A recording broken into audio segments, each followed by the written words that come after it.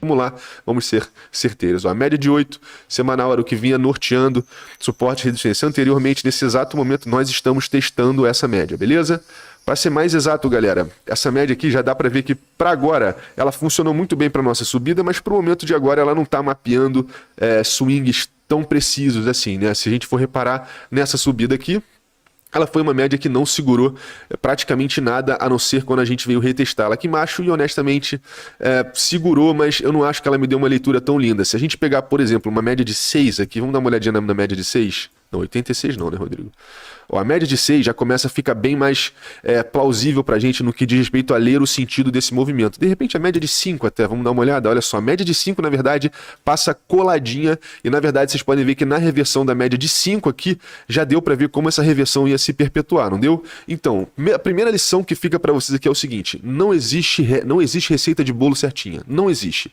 Pra cada momento do mercado você vai conseguir ter uma média móvel, ter um indicador que se você tiver a sabedoria o suficiente, você consegue lapidar e tunar ele para o momento de agora, porque você não quer, eu não quero uma média móvel que me lê perfeitamente o que aconteceu lá atrás, eu quero uma média móvel que me lê o que está acontecendo agora, porque eu não estou analisando, a gente analisa passado para conseguir prever o futuro minimamente, né, entendendo que isso é um jogo de probabilística, mas o ponto todo para agora, na minha opinião, a média de 5, a média de 6, já tinha lido há muito tempo essa quebra, entendeu? Então não fica preso esse média de 8, média de 9, faz o que está funcionando, se a média de 8 e a média de 9 funcionarem, perfeito, para ser bem sincero, no mercado financeiro, ao passo que o mercado anda lá, a média de 8 e de 9 é perfeita, mas o mercado de cripto é muito mais acelerado, o mercado de cripto tem momentos muito diferentes, o mercado financeiro tradicional ele anda num compasso muito mais certinho, então na média no mercado de cripto a gente tem ainda notícia que afeta muito, a gente tem momentos de entrada e saída do institucional e do retail, isso faz com que o passo desse mercado seja muito mais descompassado do que o do mercado financeiro tradicional,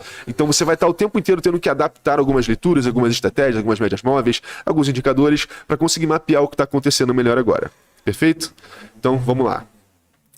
Vou fechar aqui. Eu lembro vocês, galera, que a nossa média, a nossa EMA Ribbon semanal é o que norteia o nosso bull market, tá? Já vou começar com ela hoje aqui, porque de todos os tempos gráficos, o mais importante é a gente se manter acima e ter em mente que em momentos de dump mais fortes, e principalmente por a gente estar computando médias móveis que contém muita informação, não tem problema a gente dar uma desafiadinha nela, tá? Eu diria que essa média de 50 semanal aqui, ou até de 55 semanal, acaba sendo a melhor média para a gente atentar para um movimento mais apocalíptico. Se a gente for pegar aqui, ó, por exemplo, a projeção dessa queda, se não me engano, ela vai estar trazendo a gente, caso esse breakout aconteça, para uma zona bem próxima dessa EMA Ribbon, tá? Aqui, ó. Perdão, vou pegar o alvozinho certinho aqui. Ó, tá vendo? Pro momento de um breakout aqui na frente, porque provavelmente a gente não vai fazer esse breakout agora, e quando a gente descer por sempre os gráficos menores, você vai entender o porquê. Vamos supor que daqui a uma semana, 2, você vê que a gente já chega bem próximo, né? E lembra que no bull market os alvos absolutos geralmente não chegam. 39 é um valor muito específico, 40 mil obviamente será o valor a ser atentado caso isso aqui venha acontecer, mas entenda que isso é um gráfico semanal, vai acontecer rios de tempos para isso acontecer, e mais ainda, isso tudo só é atingível caso todas as etapas de verificação ao longo do processo sejam atingidas. Eu estou mapeando para vocês como o pior cenário possível, que seria o breakout desse canal, ainda assim nos jogaria para uma zona muito próxima do nosso maior apoio para perseguir esse bull market, tá?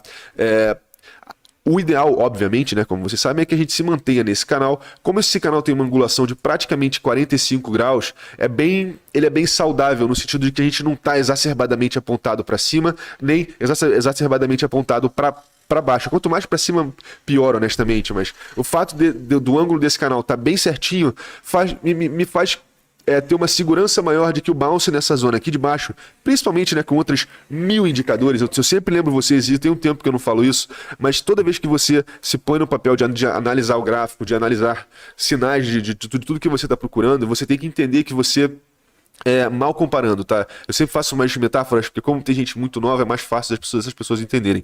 Mas no final das contas, galera, vocês são detetives numa cena do crime.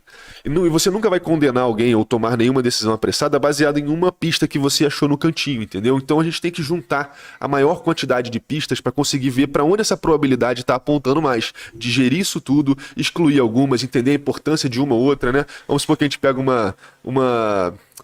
impressão digital parcial ali, não dá para ler direito, às vezes a gente descarta ela, entendeu? A gente tem muito disso também em análise gráfica e o seu papel, no final das contas, é mapear isso tudo e conseguir chegar, né, no culpado eventualmente, mas entenda que uma pista só não vai ler nada pra gente, tá? Então, no final das contas, é pegar esse conjunto e entender o que está acontecendo no macro e no micro e na transição de um para o outro, tá? Vamos lá.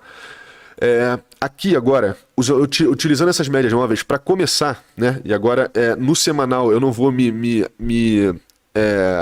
esticar muito mais, porque o semanal eu só queria mostrar para vocês esse canal e a gente continua essa análise descendo para os tempos gráficos menores, só para mapear para vocês como em tempos gráficos menores ainda está super plausível esse canal e o que a gente pode esperar. Nesse exato momento dá para ver que a gente está suando para retornar ali, né, para os 60. Já adianto para vocês que infelizmente a gente acabou de romper, de certa forma, a gente está desafiando o nosso maior suporte local, eu diria que é o nosso maior obstáculo para a gente honestamente, praticamente despencar para os 53, 55 pelo menos ali. Então, vamos olhar melhor isso tudo agora. Olhando o nosso índice de força relativa do semanal, vamos lá. E eu vou abrir junto aqui o nosso Fumanchu, naturalmente, né? Porque não tem como ver um sem o outro já. Vocês sabem que o meu modus operandi aqui é para fazer com que vocês entendam todos esses indicadores certinhos. Mas olha só, vamos dar uma olhada aqui. Deixa eu só subir um pouquinho. Aqui, no gráfico semanal, eu só queria mostrar para vocês mais uma vez, isso aqui eu não vou me delongar muito, mas eu tenho que, né, deixar claro que nós acabamos de fazer o rompimento dessa média móvel. E galera, não tem problema, tá? Não tem problema porque a gente viu anteriormente que esse rompimento não significou muita coisa pra gente, tá? Eu acredito que se a gente quiser, para essa média semanal, a gente pode alterar de uma média de 12 para de repente uma média de... Vamos testar agora aqui, quem sabe? Imagina que loucura, média de 8. Vamos dar uma olhada aqui na média de 8 para ver como é que tá lendo isso aqui. Média de 8 tá... Eita. Tá de boa. Na real, vamos dar uma olhada na média de 6. Imagina se a média de 6 bate. Deixa eu dar uma olhada. A média de 6 já começa, já dá pra ver, ó, que a média de 6, olha só como é que ela já começou a ler pra gente, ó, esse movimentinho de queda mais expressivo aqui, mas na verdade o que eu tô procurando aqui é essa média aqui, tá? Essa média aqui. O ponto todo nós estamos bem próximos de uma zona de um possível bounce. E quando eu falo para vocês que agora é importante que a gente se mantenha nessa zona aqui, é principalmente porque a gente não pode fazer um fundo ascendente em relação a esse aqui. Em termos de semanal, o fundo ascendente é muito importante que a gente consiga se manter. E desculpa pelos ruídos, tá, galera? Aqui tem... a gente tá numa zona bem no meio da cidade, o negócio tá... Pode às vezes passar umas motos, rolar uns barulhos aleatórios, tá?